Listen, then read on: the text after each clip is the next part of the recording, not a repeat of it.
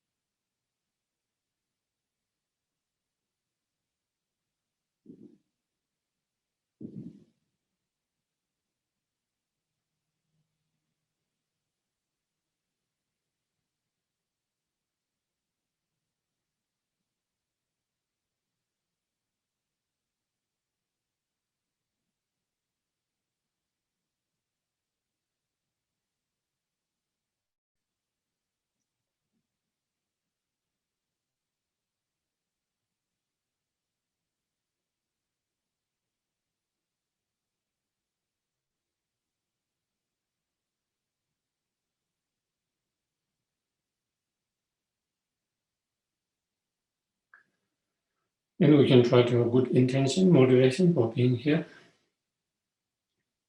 You can think by us coming together to listen and to reflect, contemplate together.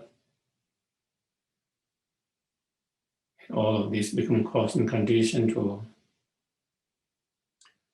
cultivate and actualize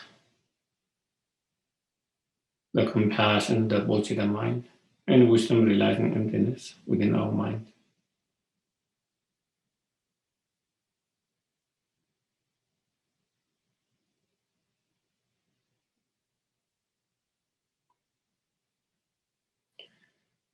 And may it create cause and condition to make a strong connection with Aryatara, Mother Aryatara, so that we can be guided through our spiritual journey on the path.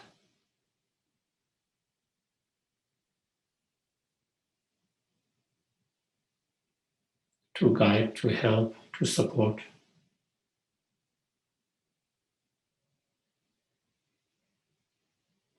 To clear all the external, internal, secret obstacles.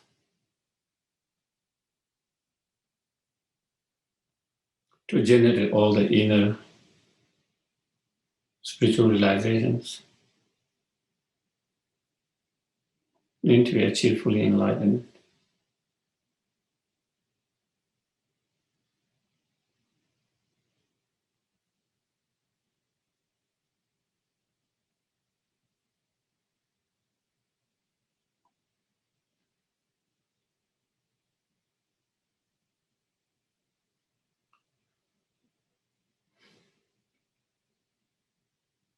By studying and practicing the practice of Aryatara, Mother Aryatara.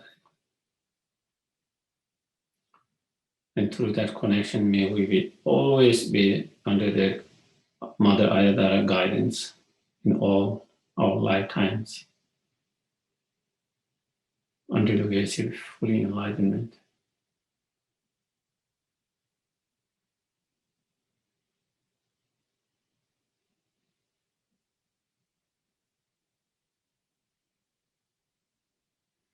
Okay.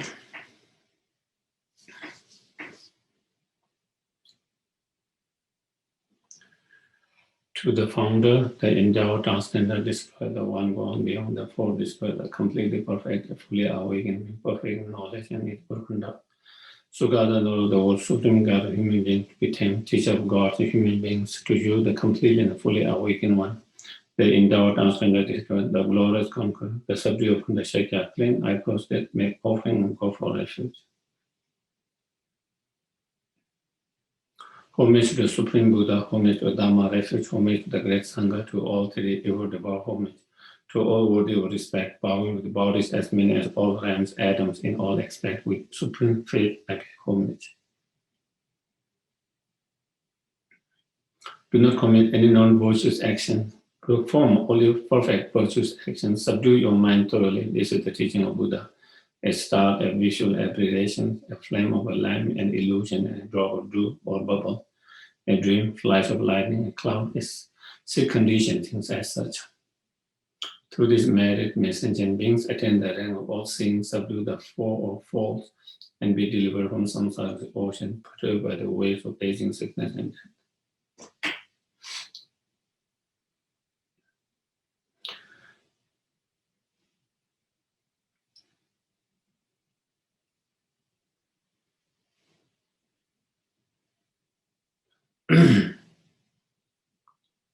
Sashi ki chung si me ta re ra ling ji yin de ge ba de song ge shin du yi de wa yo gun namata shin Sherab joy dam guru ranam davagandiya yami.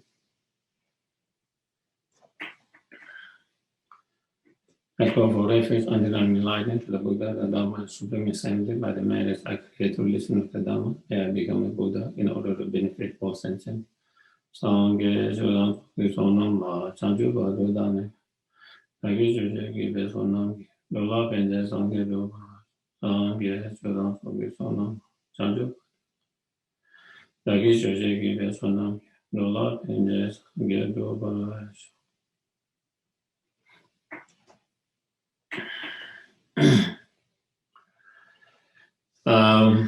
So I think first of all,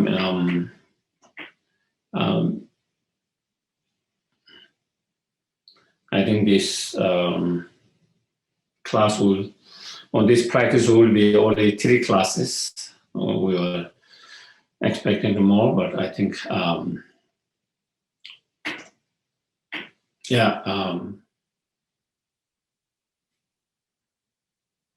so,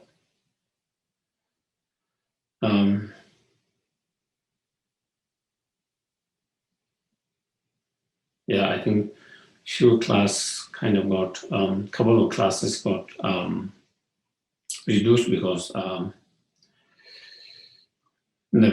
November 4 to November 15, I'm going to North Carolina because one of my main teachers is coming there and giving some initiations and teachings.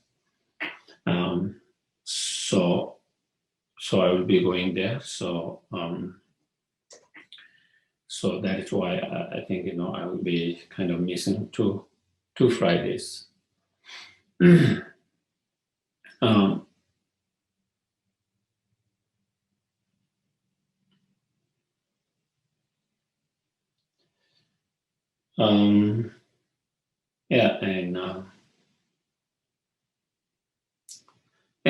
those who are, if there is anyone who is seriously kind of interested in receiving some of the highest of Tantra, he's giving there. That is one opportunity for those. Just to let you know.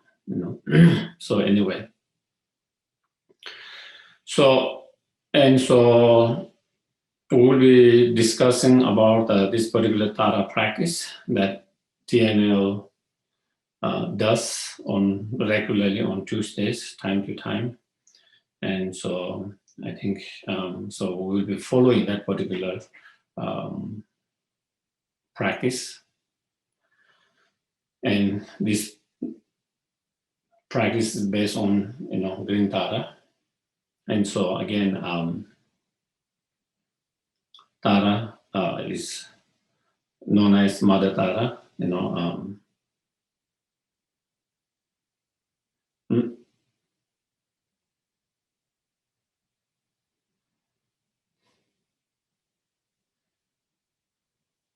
Tara actually in Sanskrit, Tara means the star.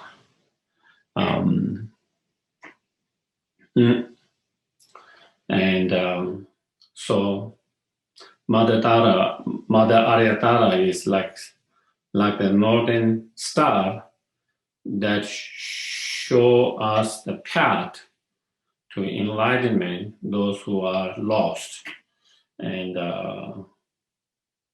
confused. So so it is Tara who. So that is why in Sanskrit is a Tara. In Tibetan is Drolma. Is in Drolma, and Drolma means liberator, savior, liberator. So sometimes is known as Mother Liberator.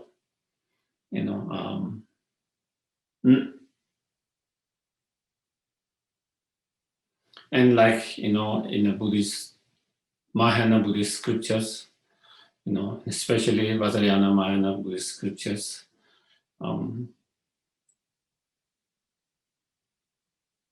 sometimes you see some of those, whether it's a Tara, whether it's a Manjushri, whether it's a Maitreya, whether it's a Avalokiteshvara, Vajrapani, sometimes they are shown in the aspect of bodhisattvas and sometimes in a fully enlightened one. Okay, so sometimes, like for example, in Heart Sutra, Avalokiteshvara is Cherese Avalokiteshvara is kind of shown as aspect of the bodhisattvas, but normally is the Buddha of compassions. And same case with the Tara, you might see sometime in the form of bodhisattva, sometimes form of enlightened, but generally is a fully enlightened Buddha or form in a female form.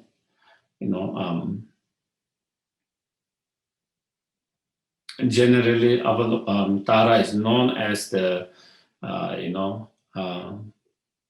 Buddhas, all the Buddha's activities, the Buddha's enlightened activities manifesting in that form to guide and to help and to benefit the sentient beings.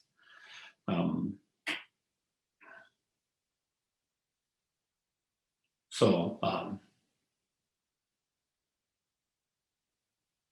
in terms of the origin of the Tara, you see slightly different stories or myth, whatever you call it, slightly different stories of origin of the Tara.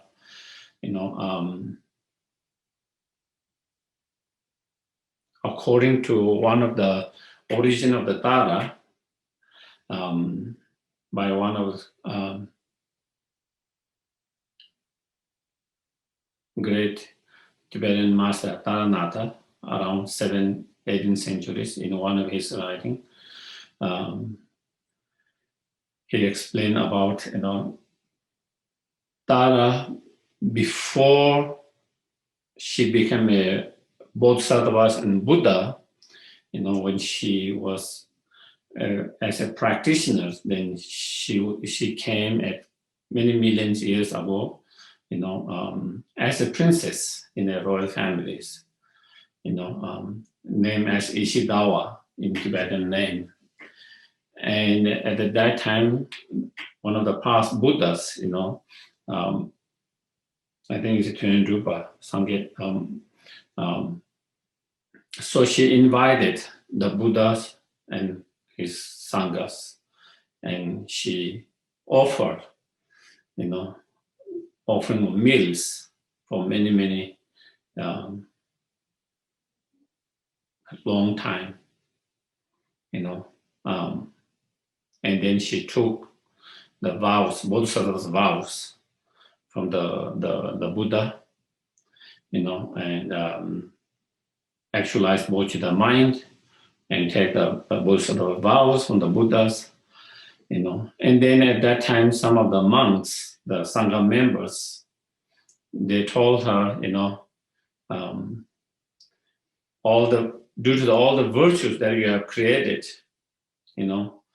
from offerings the meals, not just one time, so many times to the Buddha and all the Sanghas.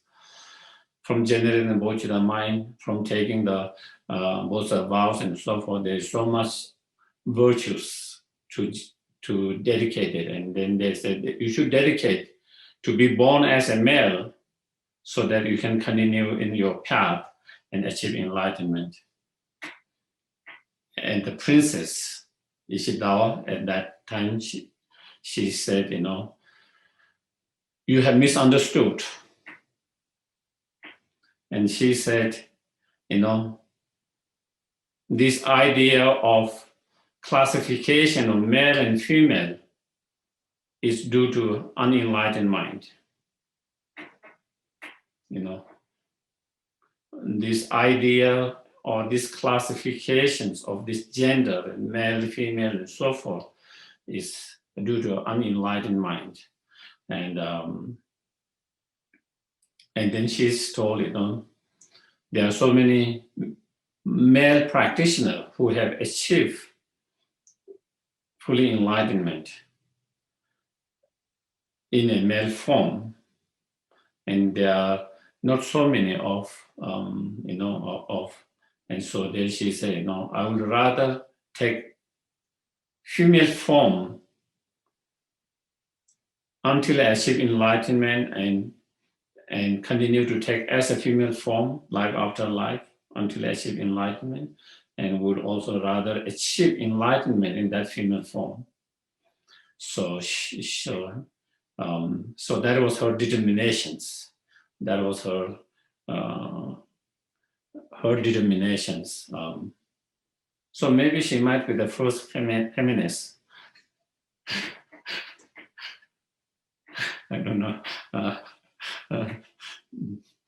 So anyway, so that is one story of, and then gradually, of course, she make a progress on the path, and then eventually she achieved enlightenment and become Buddha, Mother Ayatara. Okay. So there is one story, origin of Tara. That is one story. Okay. That princess Ishidawa, was the one who became Tara when she achieved fully enlightenment. Okay. Then there is other stories, like in 21 verses of Tara praise. In the first praise, there is one mentioning of that origin of the Tara. So where is a homage, paying homage Tara, so Tara, someone liberated, Drolma, liberated, swept, and that Tara is very, because it is a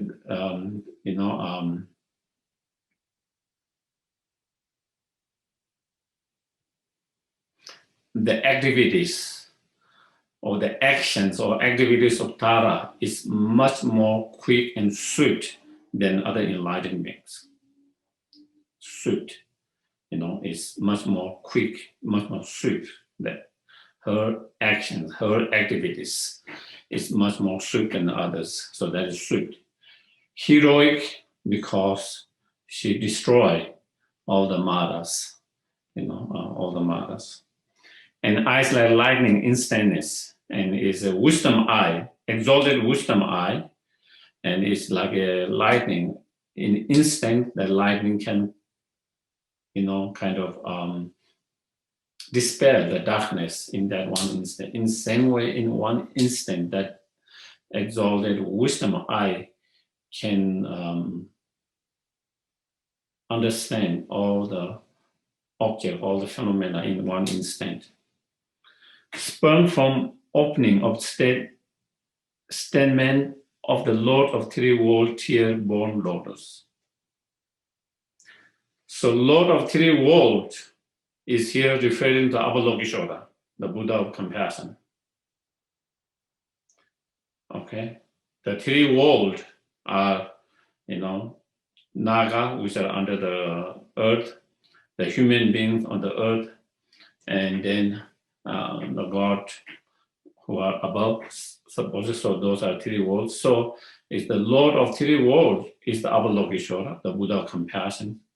And so here, as it says, sprung from the opening stem of the Lord of three worlds, tear-born lotus.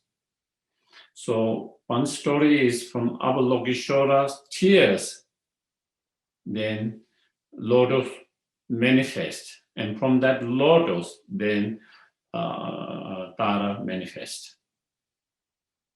So that is one origin, one story of that. Okay.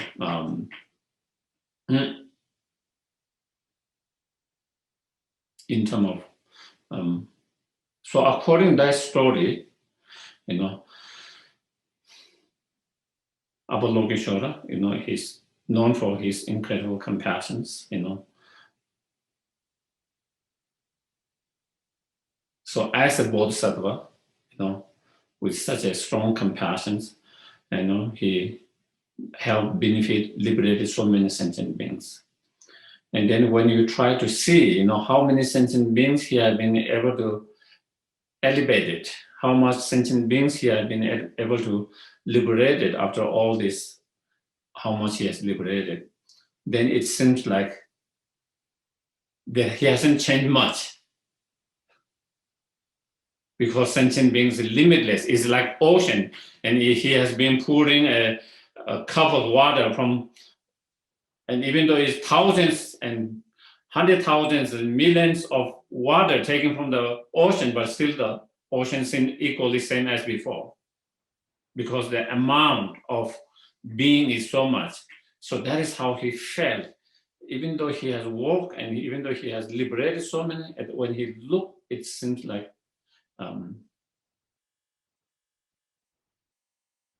feel like much hasn't made much, and feel like it's kind of a little bit overwhelming, kind of much more than he expected, and overwhelming, almost became like despair, and then tears started. And then there is kind of two different stories about that, and from that tear, then it became a kind of lake. That tears, continuous tear became a lake. From the lake, then a lotus arises, and from the lotus, then the Tara manifest. Okay, the Tara manifest, and the other is the tears drop, and that from that tear, and lotus grow, or lotus arises, and from that lotus the Tara arises. So that is, so when we see that, then from that perspective, what we understand is Tara is in a way is a manifestations of, in a way, Cheresik in a female form, because it's the tear of the Avalokiteshvara Cheresik. So in that from that point of view, also Green Tara is the Buddha of compassion, in that form, can be.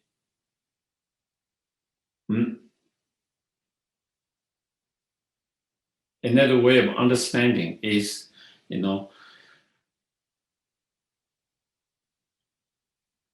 is the Cheresik Avalokiteshvara, the Buddha of all compassions, all the Buddha's compassion manifesting that form in order to help and benefit other sentient beings. And the way you help and benefit is through different activities, peaceful activities,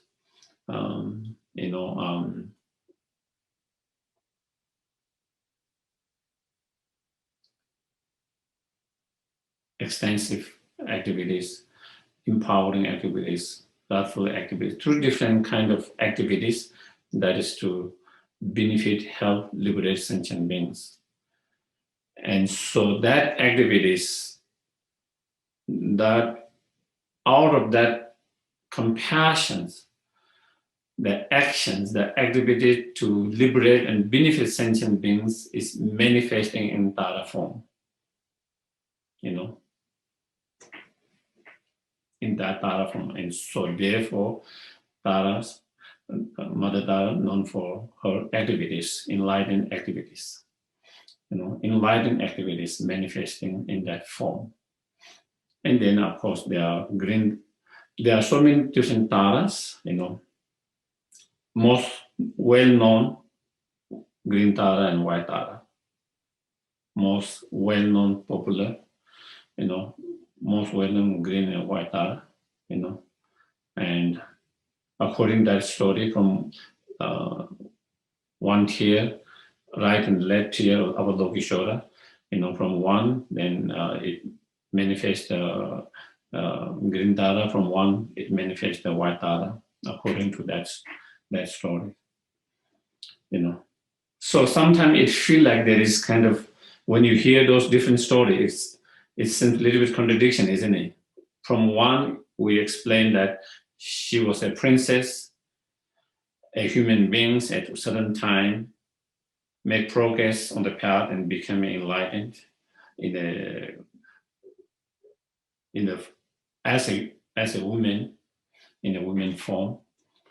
And from another point, as we read from this particular first verse, where it says it's manifesting from the tears of Avalokiteshvara, and that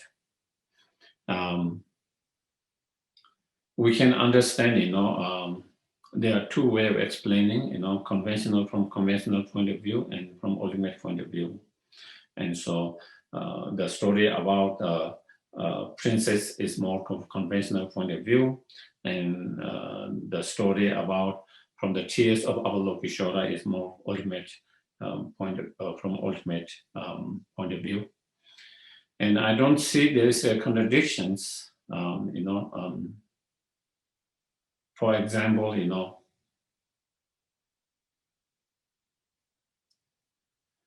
when different sources of rivers from different mountains go into the oceans, okay? They have their own kind of unique kind of origin of each of those rivers. Once they go into the ocean, they become one. Inseparable, they become one, okay? And once you become one, then from that ocean, again, maybe there is another river that runs from that ocean towards something, and that river that runs from that ocean has all the water of all other rivers that go into the oceans. And so when we explain about story of such as Tara as being a prince at that time, that is more like the story of individuals. We all have our stories as we all become enlightenment, individual stories. Once we become enlightened, then in the oceans of enlightenment, all the Buddha's enlightened mind become inseparable oneness. So there is story of individual stories before we achieve enlightenment. And then once we become, all the enlightened mind become inseparable, from that inseparable one mind, then it manifests in different form as well. And so there where we can understand that in a way without being contradictions to each, So anyway, that is a little bit on Tara,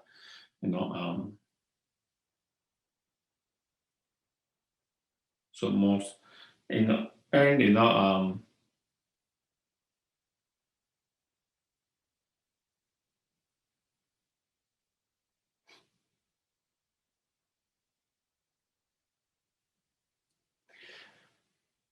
I don't know, in Tibet, maybe the green Tara might have become more popular after maybe 10,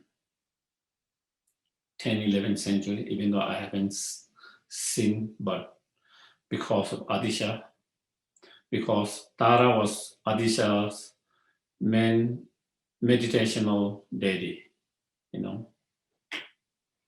One of his main Adishas, because Adisha is such an influence in Tibetan Buddhism, you know. And so Tara was his main, one of the main meditational deity, Yidam, you know, deity, and he relied on Tara very much, you know, because he has visions of the Tara. And even before, when he went to Tibet, when he was asked to come to Tibet, whether he should go or not go, he even consulted with the Tara, whether it's better for him to go there, whether it's more beneficial to go, or whether it's you know, more beneficial to remain in India, you know. And he got advice from the Tara, you know, if you go there, it will be extremely beneficial, but your life will be shortened by many years. And you can understand that because he was not young at that time, and going from the sea level to those high altitude and different food, different cultures, its language is not going to be easy. And that could have an effect on your health, you know, all of that. But since he was advised, even your life will be shortened, but it will be very beneficial, so he decided to go there and in Tibet. So that is good fortune of the Tibetan people, as well as good fortune for us, because we also got the benefit from those Tibetan masters, you know. So that I think that, you know, in Tibet, I think Tara might have been much more kind of well-known, popular after that Tara practice. Hardly there are any Tibetan who does not know Om Mani Padme Hum and Tara mantra and 21 praises of Tara, even the young children. This is something in their, you know, they can recite from very young age. That is something. So Avalokiteshvara and Tara is very much strongly related to the Tibetan society, you know.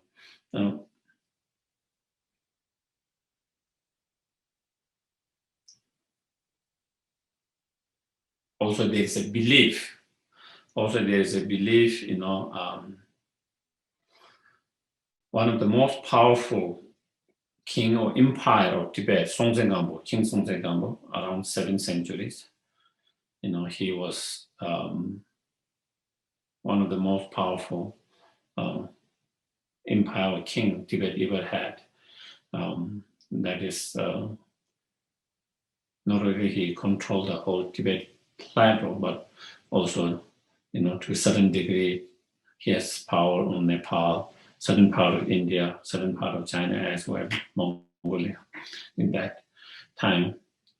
So there is a belief Songtsen Gampo was the manifestations of Avalokiteshvara.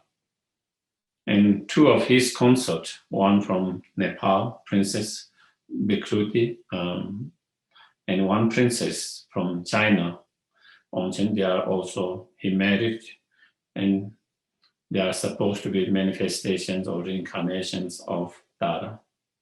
So again, even kind of historically, there is a connection between, at least there's that kind of, there's that belief, you know, of that, how, and Songtsen Gampo was the one who kind of first really introduced Buddhism to the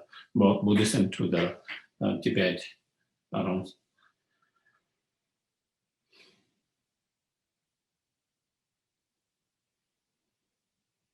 And you can find mentioning of Tara much earlier, even in the, you know, written by around 2nd century in Nagarjunas.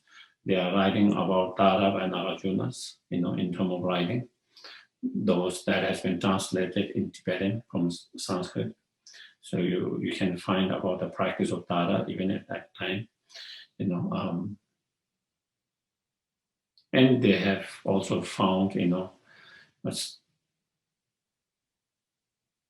the stone statues of Taras, I think in Nalanda as well. I don't know what century it was, but and also we saw in the ruins in the South India. We went to one of the pilgrimage in the South India. There are many ruins of the Buddhist monasteries and so forth. And also there we saw a Taras, stone Taras statues there, carved Tara image. And I think in the museum in the London, I think they have one Tara image that they got from Sri Lanka, and it is around 7-8 centuries. So anyway, so Tara is very much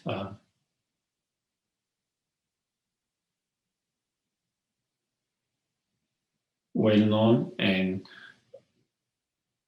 took Tara as a meditational deity. We call Yidam, meditational deity, both by earlier Indian masters and then, of course, Tibetan masters, and also in other part of the Mahayana, especially Vajrayanas. So that is a little bit kind of about Tara, just a little bit of story of the Tara, the deity that we are kind of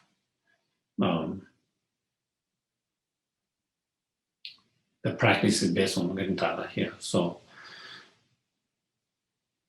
by relying on the Green Tara,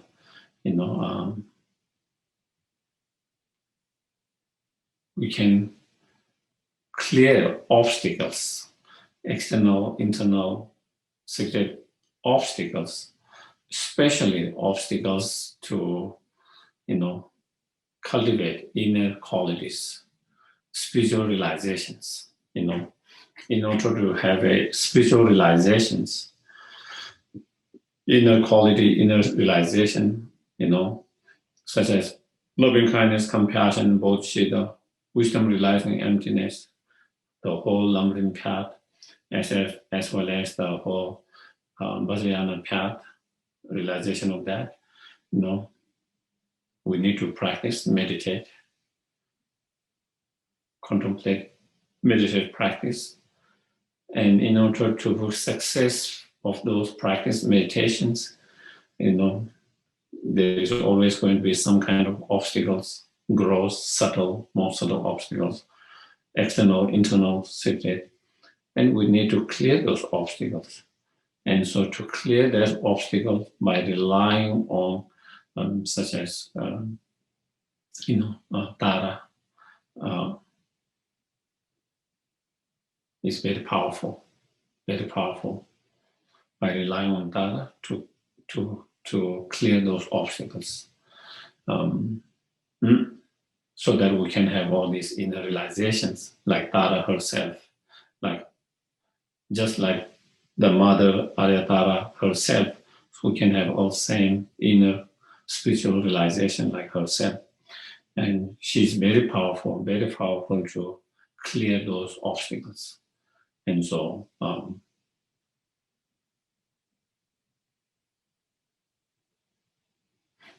in the Kadamba traditions,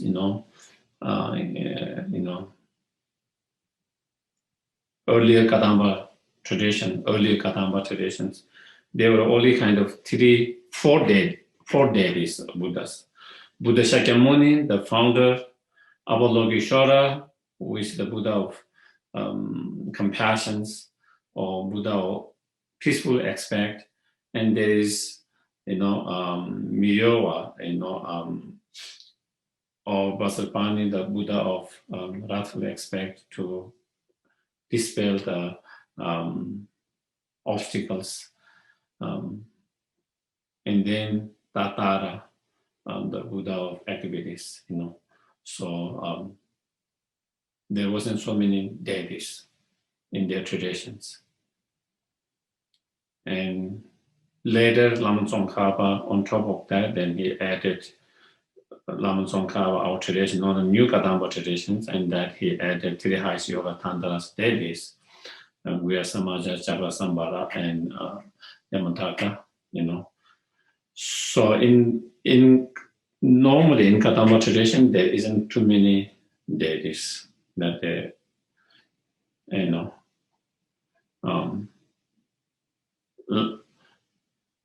Lama Adisha made comment one time, and I feel it is a kind of very powerful comment and I think statement.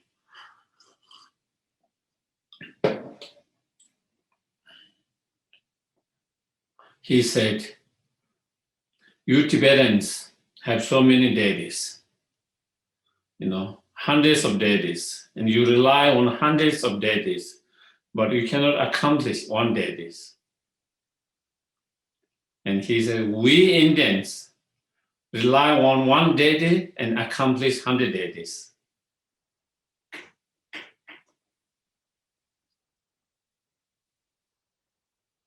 And I think it's a very powerful teaching.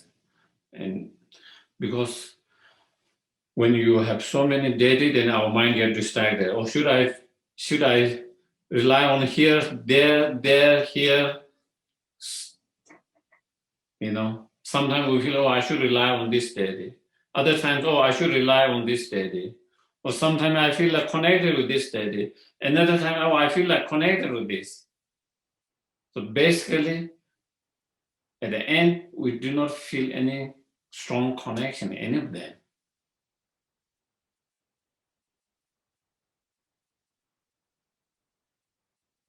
And from that perspective, Adisha, that statement is very powerful. Because if we can accomplish one deity, because all the deities are in nature, they are same. So if you can accomplish one, you are going to accomplish 100 of them. All of them, because in essence, they are all one in a different form, different aspect, for the different purpose or to benefit different sentient beings in different purpose and different. So anyway, so that is why I think in Kadamba tradition they didn't have so many deities. They didn't have so many deities.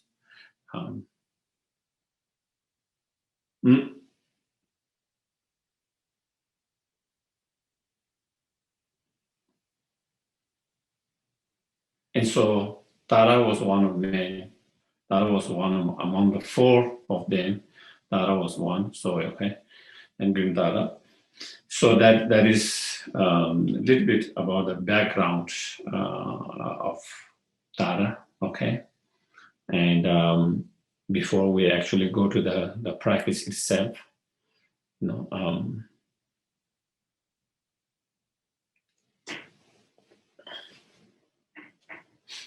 So if you open your practice, in page number 1, start with the visualizations, Again, generally there are different visualization refuge field. Sometimes the refuge field and the actual merit field will be different, but sometimes you can visualize same is more easier to do same. So, and like with any practice, it's important to have the preparations. The preparation is, setting up the altar. If you do Tara practice, it's good to have a, Tara statues or Thanga or image, photo, whatever, and so, and then something that represent the, holy minds, such as stupa. If you do not have actual stupa, you can draw a stupa, and you can have a drawing or painting of stupa as well. And you can have a Dharma book, so that, and then, having if you have proper cushions to meditate, then those, and then, like with every practice, trying to be in the right Virojana 7 or 8 posture, 7 posture, and then starting with breathing exercise to quiet, settle your mind, and once you have settled your mind, then try to generate bodhisattva motivations, good motivations, bodhisattva motivations, And you can do bodhisattva motivation extensive, brief and very brief, short, And after that, the motivation, then you can start the visualization as is described here, okay? And as it's a visualized Buddha Tara, okay, in the space in front of you, so, and, in the space in front of you, just where you feel more comfortable in terms of height, if it's too high, if you feel it's uncomfortable, or if it's too close, but depending on there's no specific, even though there is some advice where, how much, but it all depends on individual, sometimes if it's too far away, you might feel more difficult, kind of. So you can, and in terms of distance also same way, so in the space in front of you. And so you visualize radiant green light body, okay? So the color of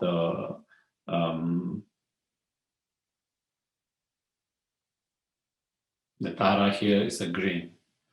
And that the body is made out of, light, not a gross body like our body, is a rainbow body, like a rainbow body, light body, but color in a green, okay? And so beautiful, okay? So you can visualize, as beautiful as possible. And if you want to go devious, then you can go with, from the crown to the head, each of them going through his eyes, nose, ears, and smiling, all of that, you can go details. But otherwise, when you don't have time, you can just visualize the general image, and in terms of posture, sitting on multicolored lotus, that's the cushion, and on top of the lotus cushion, normally there is a moon cushions, moon desk, and on top of the moon cushions, so because when we have lotus and moon, then the lotus symbolizes the wisdom, and the moon symbolizes the bodhisattva mind, okay? So, and that symbolizes the Buddha or Aryatara encompasses those inner quality in her. And in terms of her left foot drawn in, like when you sit in meditation, and her right foot resting on a stretching and then resting on a little multicolored lotus. So that what it symbolized with that kind of posture, sitting posture, what it symbolized is her left foot drawn in indicate her complete and effortless control over desired energies. So she has totally, control over the desired energy, because in tantric is transforming the desired energy into the path, and so, and her right foot out indicate her willingness and capability to get up and act for sentient beings. So that indicates she's ready to get up quickly, When you are sitting both legs crossed, it indicates you are kind of, it indicates that you are calm and peaceful and you are not ready to get up. You are kind of resting. But when your feet is stretched out, then it indicates that you are ready to act ready to get up anytime to help and to benefit and to liberate sentient beings. So it indicates that kind of readiness, quick, as it says, swift and quick. That is one of the unique quality of the Tara, is that swiftness, that quickness in that activities. So it indicates that. She represents the power to act, so she represents the power to act because, again, she's the manifestation of all the enlightened activities. And to cut through the problems, to cut through all the problem obstacles, to get things done, not only get things done quickly, swiftly, and to remove all the obstacles, to remove all the obstacles, external, internal, seated obstacle, whatever obstacle there. And especially here, all this, when we talk about getting things done, to remove all the obstacles, to cut the problems, mostly it represents the problem on our path in our practice.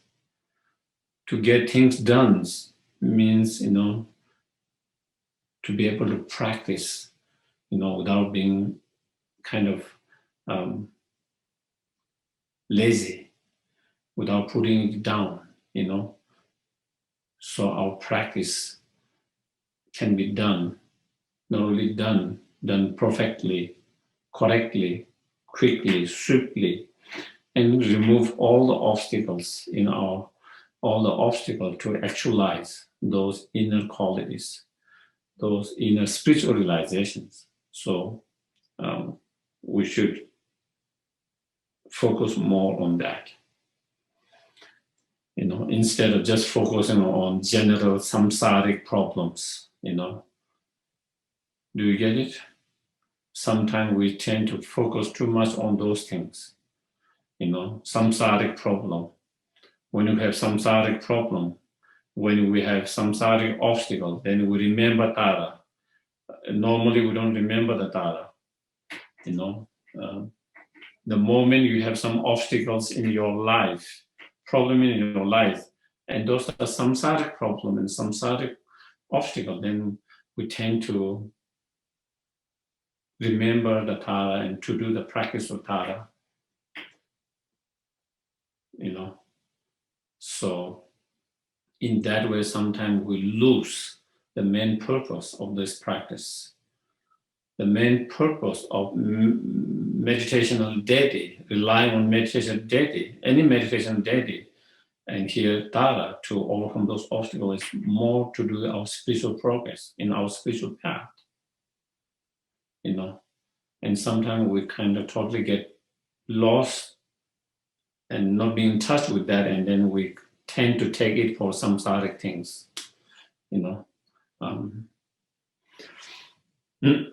Of course, definitely when you have that strong kind of devotion, that strong faith, that strong trust in Mother Ayatara, and take her as a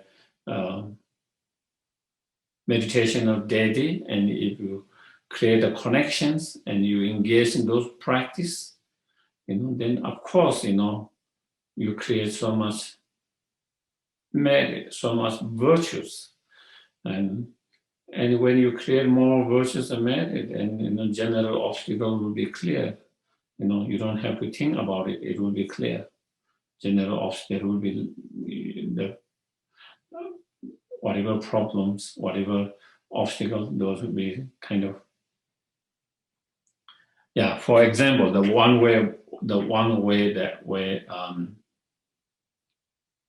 I see myself, or I try to see, is, if you do let's say, a practice such as medicine Buddha for the healing of others, other sentient beings, all sentient beings, others, you don't have to think of your own things. That will be by product. It will happen.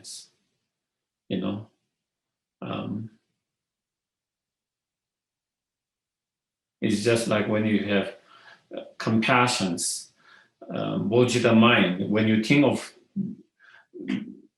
the well-being of others, even if you don't think of your own well-beings, by product, your well-being is taking care of that by the power of compassion, by the power of bodhisattva mind. Even if you don't think about your own well-beings, it will be taken care of. It will be by product of that. Similarly, I believe that is the same with the practice, whether we do healing for someone's other sentient beings, whether we do to clear the obstacles and so forth. So anyway, imagine her as beautiful as possible, young, radiant, full of energies, full of bliss. Of course, we all want to be young, full of energy. We all want to be full of as beautiful, handsome, attractive as possible. We all want that. I don't think there is no one who doesn't want to be young, who want to be old, who want to be unbeautiful, ugly, So same way we try to visualize something that we wish ourselves. We visualize the deity in the best possible way, young, radiant, full of energy, full of bliss. She wears the colors silken garments, celestial garments, and ornament or jewelry on her ears, ankles, arms, and neck. Imagine that she's a manifestation of your Lama. So, this is part of Vajrayana Tantric practice, even though it is according to lower tantras, and so in Vajrayana, the practice of the Guru devotions become even more. In Mahayana, the practice of Guru devotion meditation, that is very important, the root of the realization. But when it comes to Vajrayana, then it becomes even more stronger practice of Guru Yoga. And the way we practice the Guru Yoga here, every tantric practice has to be incorporated with the Guru Yoga. And the way we incorporate Guru Yoga here is by seeing that Mother Aryatara is actually the root guru manifesting or in that aspect, in that form, or they are inseparable. They are in two different aspects, two different forms, but in essence they are same. Guru is the Yidam, Aryatara is the Guru.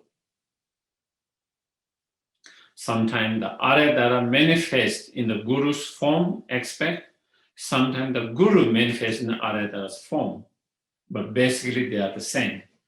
So seeing that is so when you see that and when you try to feel that, and when you try to, by seeing and feeling that, when you practice, then you are incorporating the Guru Yoga in that,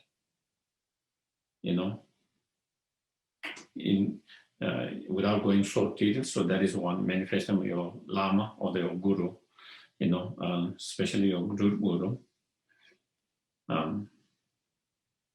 And it is their mind manifesting, so it is the Guru's mind, okay? Their mind is the Guru's mind manifesting the aspect of Green Tara for your benefit, for benefit of yourself and all sentient beings, manifest in that form. So trying to see, trying to feel that inseparable oneness as much as possible. Then, we do the refuge and bodhisattva prayer 3 times. Okay, while you recite this prayer, whether you do in English or Tibetan, doesn't matter. Whatever you feel more comfortable, connected, So I go for refuge until I'm enlightened to the Buddha, Dharma, and the Supreme Assembly, going refuge to the three. So here, if we are just visualizing the Guru Aryatara, then we can try to see the physical, the form of Guru Aryatara, is the Sangha, the speech is the Dharma, the mind of the Guru Aryatara is the Buddha. So you see Buddha, Dharma, Sangha all in one. So when you try to see all in one, so the Guru Aryatara's enlightened mind is the Buddha, the speech is the Dharma, and the body is the Sangha. So in that way, of course, if you want to do more extensive, then you can visualize all the Buddhas, Bodhisattvas, Arha, Daga, Daginis, all of that. But if you want to keep it more simple, like I see it here, so then just Aryatara, but you try to see Buddha, Dharma, Sangha all in one. And through that, we take the refuge. And then generate the bodhisattva mind by the merit from giving or through this practice and other perfections, may I become a Buddha to benefit all sentient beings. And try to generate the bodhisattva mind as much as possible, as strong as possible. If you have time, you can spend a little bit more time to go a little bit more extensive and try to feel it. When you have less time, you just try to feel it in that. Okay. And one of the things, again, when you do the visualizations of the particular deities, whether you are visualizing in front or visualizing yourself a deity, there are several purposes of that. One is, sometimes you visualize and you focus on that to improve your concentration and to develop karma abiding. Okay?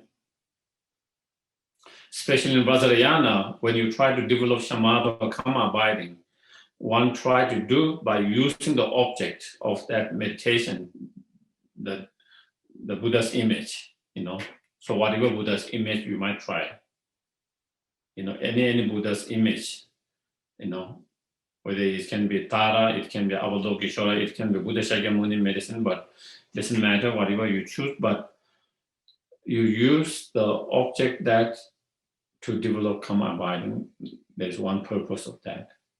But sometimes the main intentions or the main focus of visualizations, not necessarily to improve your visualization or concentration, but really to feel the connections, to feel the presence of that Buddha, that meditation deity, Idam, and try to feel the presence of that and trying to feel connection with that. And through that feeling of present connection and trying to generate a strong devotions, faith, And out of that strong devotion and faith, then you engage in the whole practice, So if you are if your main focus is that, then even your visualizing not clear, you don't have to worry about it. Do you get it? You don't have to worry about it. Instead, you try to feel the presence of that, just feel it is there as it is described. And even though you cannot, in your mind, even you cannot visualize each of them in details, and even there is no clarity, Even you don't have clarity, even you don't have a detail of that deity, but main point is to feel the Guru, Aryatara is in front of me there as it is described. Just really feeling the presence of that, and then on the basis of that, then you do the refuge and that, and then, like normal, with a refuge, then, you can visualize cleansings and receiving the blessings from the refuge field here. And then 7-limb prayer or 7-limb practice, and again, all the sadhanas, all the practice start with refuge bodhicitta. Refuge, we start with refuge because this is a Buddhist practice. Okay? And we start with bodhicitta because this is Mahayana practice. So always start with refuge and bodhicitta. The refuge because it's a Buddhist practice, and bodhicitta because it's a Mahayana practice. So therefore, any practice we do, we always start with the refuge and bodhicitta practice. Okay, and then 7-limb prayer or the practice is to, before you actually go into the actual practice, the main body of the practice, so that we can have more success in the practice itself. So then, we create better environment for the success of that. That means cleansing and purifying all the obstacles and gathering all the conducive conditions. And this 7-limb practice is a method. Some of them are to purify all the obstacles, all the interference, all the negative energies. And some of them are to accumulate, to gather all the conducive conditions for the success of this practice, for the success of our meditations, for the success of our path. And so, and then you see, starting with that.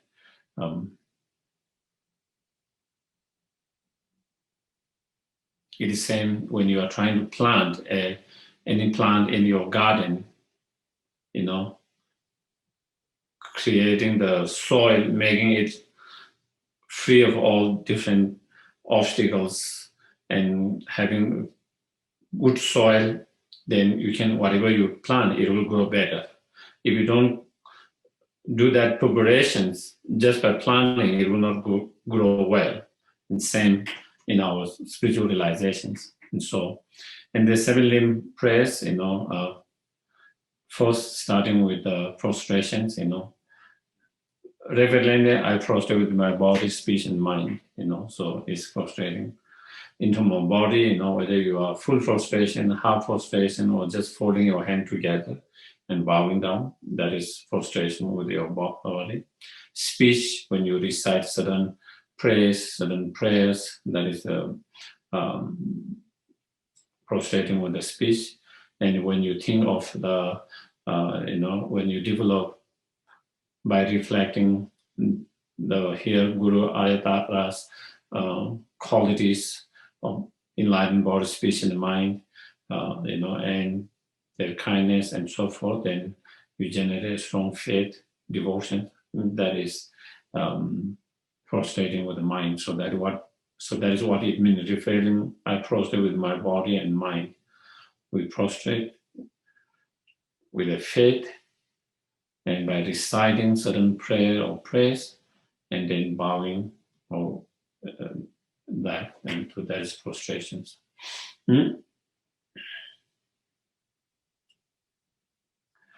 I present clouds of every type of offerings, actually offer and mentally transform. And so this is the second 7-limb practice, and so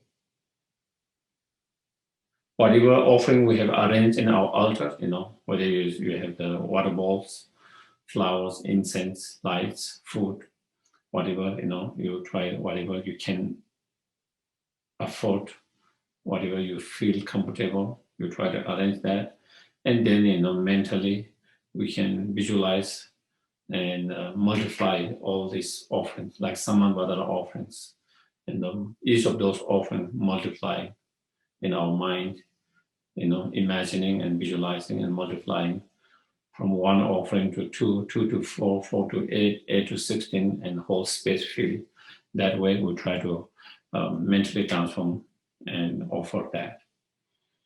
And then third one is, confessing. I confess all my negative action accumulates in beginner's lifetime, and then trying to remember, recollect those which we can remember, recollect, and those which we cannot remember, recollect, but we can generalize, whatever negative karma that we have created through either body, speech, and mind, and due to either out of internal motivation, either out of anger, out of attachment, out of ignorance, or all of them, whatever negative karma we have created, we confess and declare, and without hiding them in front of the Guru Ayatara, we kind of all declare that is what I have done before due to those delusions, and through one of those 3 doors, and now I understand it was a mistake. Now I understand that it's harmful for others and oneself, and therefore from now on, I will not engage into such actions. So trying to feel the regret and trying to generate a strong resolve not to engage again in that. And so that is the confessions, third one. And then rejoice in the virtues of all holy and ordinary beings. And the fourth one is rejoicing in the virtues of oneself and virtues of others. In others, so virtues of oneself, you can rejoice. And I think it's really good to do the practice of rejoice in our virtues. I think it's nice to do that practice every day if you can, even if it's just 5 minutes, 10 minutes. I think it is a powerful, I think, especially for especially for the Westerner, I believe,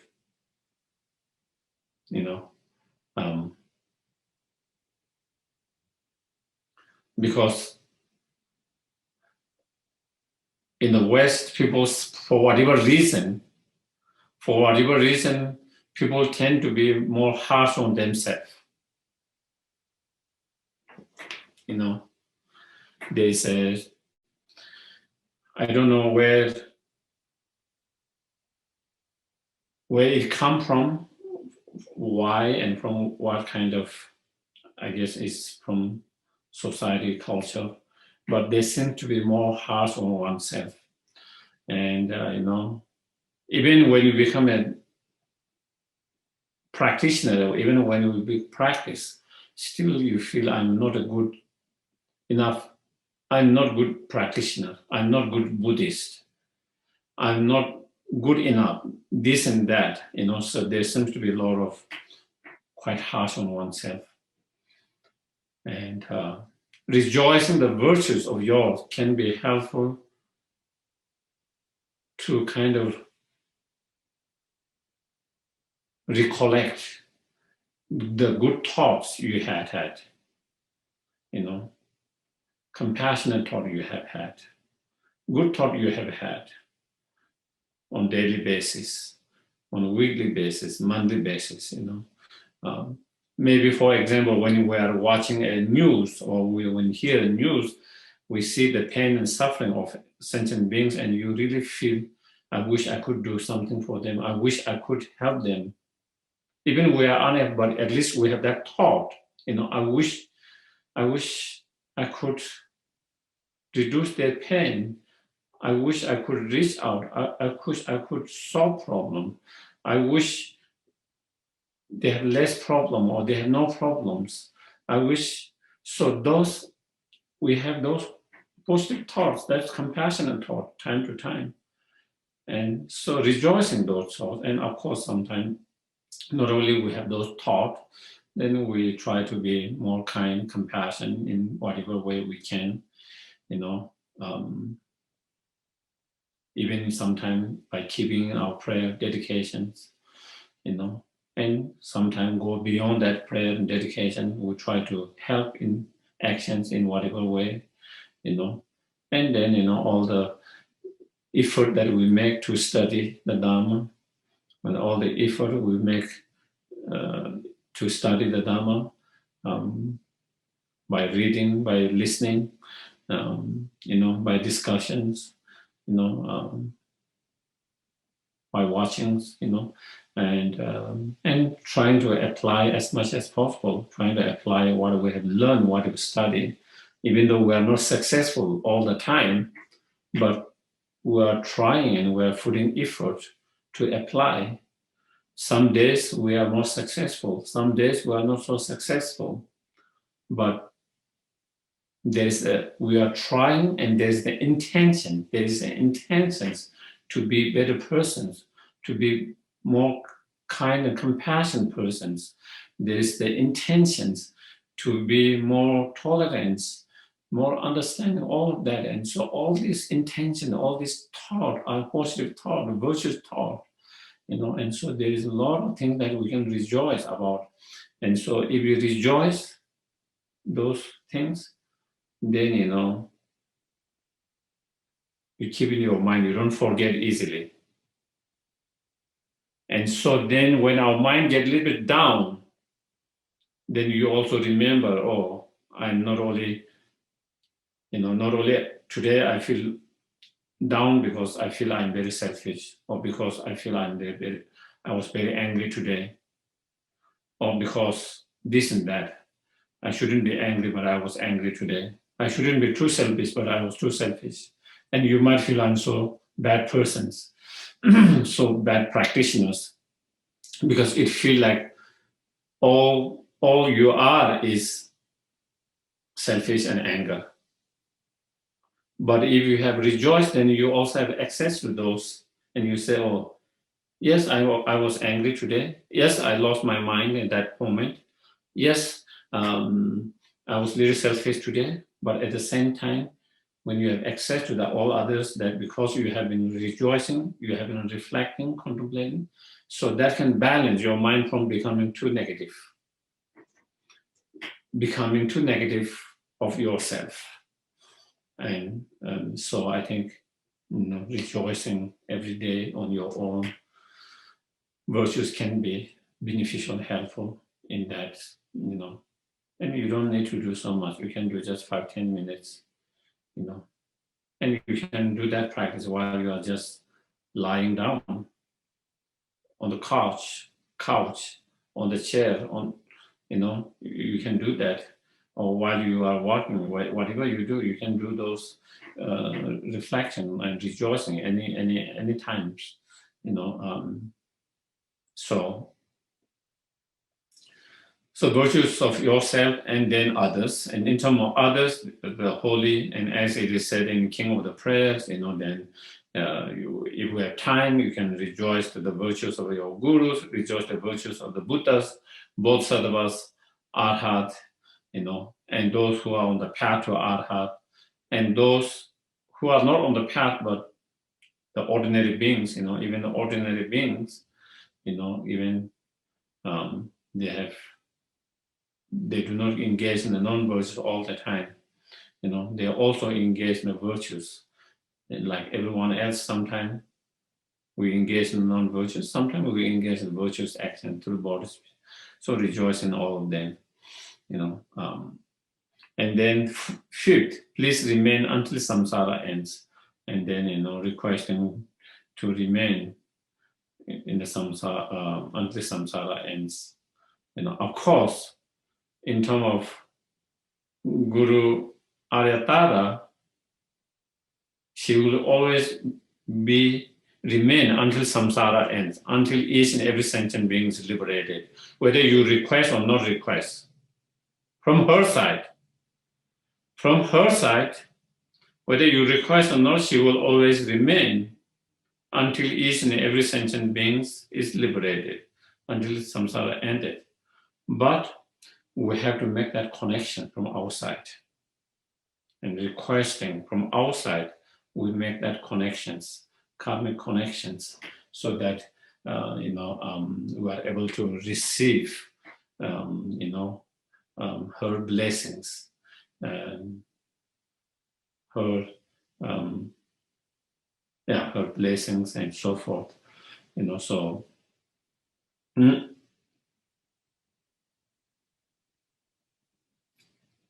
And then 6.1, requesting to turn the wheel of Dharma, and turn the wheel of Dharma for sentient beings. Again, whether we request or not, Guru Ayatara will always turn the wheel of Dharma according to the needs of different individuals, according to the predisposition of different individuals, sentient beings, But again, from our side, we make the request so that we create that connections. And so then when they do, when they are turning the wheel of Dharma, we are able to be receptive to that and able to receive it, Because even someone is turning the wheel of Dharma, if our mind is not receptive and if we don't have the connection, we will not be able to receive it. But when we have the connection and when the mind becomes receptive, then we receive the teachings. And so in order to create that conditions, even from their side, there's always trying to help, benefit, and by guiding, by showing the path.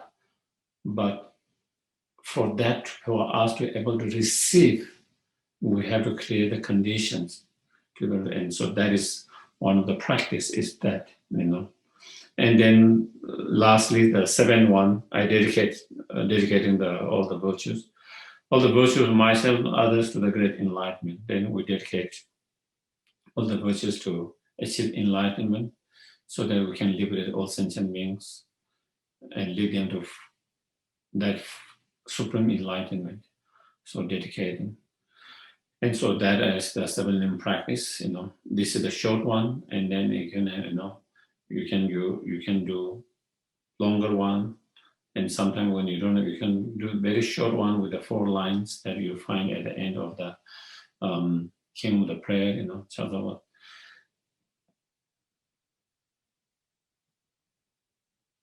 At the end of that, there is a one dedication prayer. Chadava Church by prostrating, offering and confessions, rejoicing, turning the wheel of Dharma, requesting turning the wheel of Dharma to a request until the samsara ends, and by dedications, due to all of that.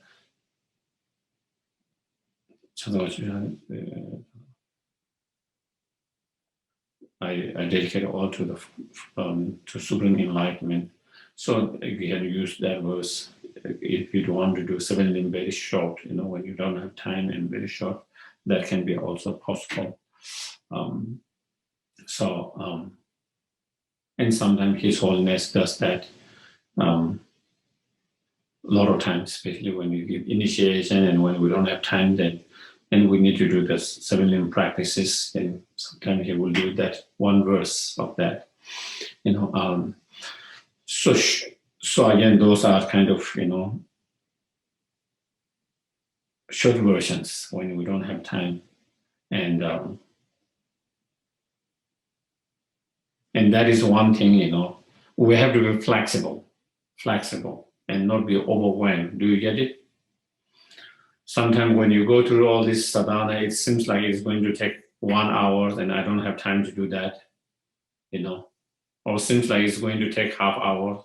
I don't have time to do that. And then we don't do it. But when you have more time, you take time to do more details. When you have less time, you can shorten it up. You can do very brief, short it, and there's always that flexibility. And knowing that is very important, instead of kind of feeling pressure and kind of all of that. Okay, I think maybe today we kind of, I guess maybe, any questions?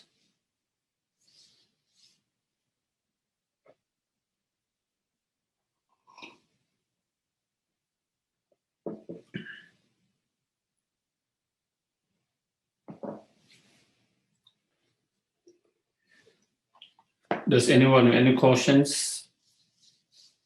Let me see. Yes, Lorna has a question. Yes, please. Yes, Geshe-la, I just, for clarification on the rejoicing in the ordinary beings and the Aryas. So do you mean that we just spend time, a minute or so, or however long we have, to think about all the good virtues of ordinary beings and the Aryas, and just to think about that? Is it as simple as that? Yes. Thinking about them and feeling good about it. How wonderful, It's great that they are engaged in such virtues. So wonderful, feeling good about it. Not just thinking, because we can think and we can be miserable. Jealousy, for example. We think of their virtues and we become jealous and is miserable. Rejoicing is we think of their virtues and we are delighted and happy and joyful, and how wonderful that they are able to engage in such virtues. They are able to, so feeling good for them, happy for them, and rejoicing for them, feeling joyful for them. So that is, so that is the... Great, thank you. Yes, okay. Okay, then we'll do the dedications, if there's no questions.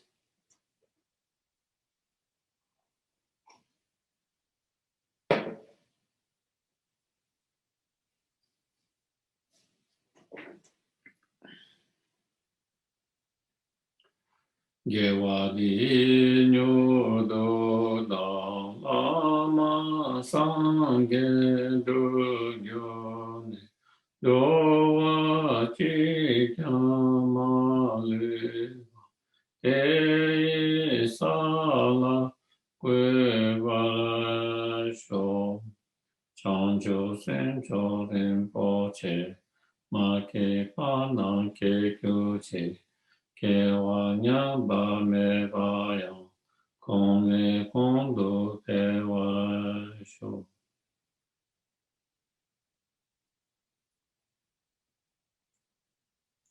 Jige kamde pende malu ba, kangle chungwe sanbe yeshe na, kaden sume tenzen jatola, soa deso tuje dundo sho. Tuzu changshin jangben gyave, Rin chong pe we gun so to ho ze, cho sung ku we le mo tu tu, pa da so du je guen du sha pen shou. Thank you very much. Thank you very much, everyone. So, good night. Thank you. Take care. Good night.